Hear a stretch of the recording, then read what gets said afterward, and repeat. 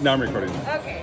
So this is a siphon. It's related to percolators and mocha pots. It's one of our more fun ways to brew coffee. As you can see, it's gorgeous. It's beautiful to look at, and it's one of the only brew methods that actually uses boiling water. We normally like to keep our hot water between 195 to 205 degrees.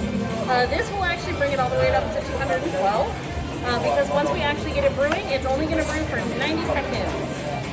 90-second brew time. 90-second brew So time. it brings it up to 112 degrees. It's just a full boil, so I'm actually waiting for it to start boiling before I set it down. There we go, perfect. That didn't take that long. No. Well, I also started with hot water, so that does help. And it's just using a hot heat lamp? This is just a halogen light bulb. If you buy your own siphon, it'll probably come with a little alcohol burner. But they don't trust us with fire, so we get a light bulb. But anyway, so as you can see, I've created a seal here that now that it is boiling, the air up here is going to get hot and it's going to expand.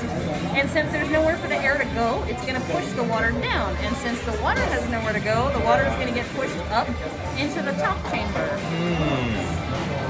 Yeah, so the pressure in here is higher than the pressure out here, so the water has to go somewhere. So it's going to go up.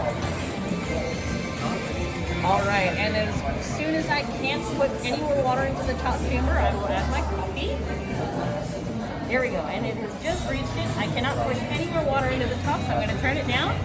I'm going to add my coffee, and I'm going to be gentle. I'm just going to fold it in. I just want to get it wet. I don't want to agitate it too much.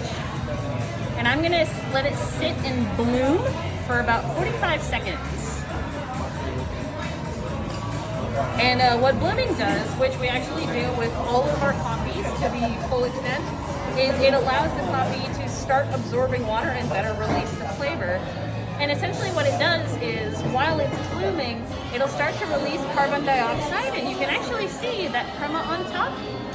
That is carbon dioxide that the coffee collects when it roasts.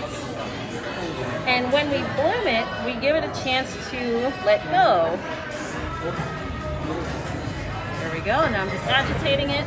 That's all carbon dioxide on top, all that foam. Is. Yeah, all that foam on top is carbon dioxide that is actually pretty sour. It won't hurt you, it just doesn't taste good.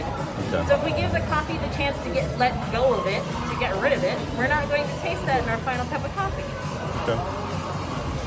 So basically what the siphon does is, since it has such a short brew time, it only takes what we call the high notes of the coffee, which is like floral, fruity, bright tones. It's the very much opposite of a French press, which is basically got the low notes. And now I'm at 90 seconds, I'll turn it off. 1, 2, 3, 4. You see more crema on top, and now it's gonna drop. Oh, wow. Oh yeah. So essentially, now that it has been taken off of the heat and there is no more pressure being applied here, the air inside is going to get cold and it's going to contract. And with that plus gravity, the coffee is going to drop down into the bottom chamber through my nice thick paper filter. And it's going to give a very clean, clear, tea-like cup of coffee that really highlights all of the high notes. And I'm assuming that paper filter also blocks out that foam, which is the carbon dioxide, so you don't get any of that bitterness. It does. All right, and that right there, that bubbling, that is a vacuum seal that has now been released. So the pressure inside the bulb is now the same as the pressure outside of the bulb. And I can take this off. Perfect. And it is one beautiful, hot, clear cup of Rwandan siphon coffee.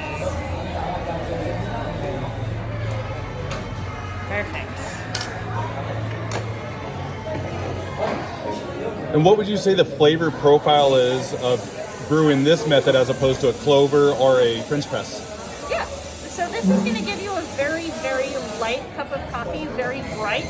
It's going to highlight fruity flavors, floral flavors, citrusy flavors. A Clover or a French press is going to brew longer with a coarser grind. So it's actually going to give you what's called the low notes, which is like earthy, nutty, cocoa-y flavors that are deep inside the coffee bean.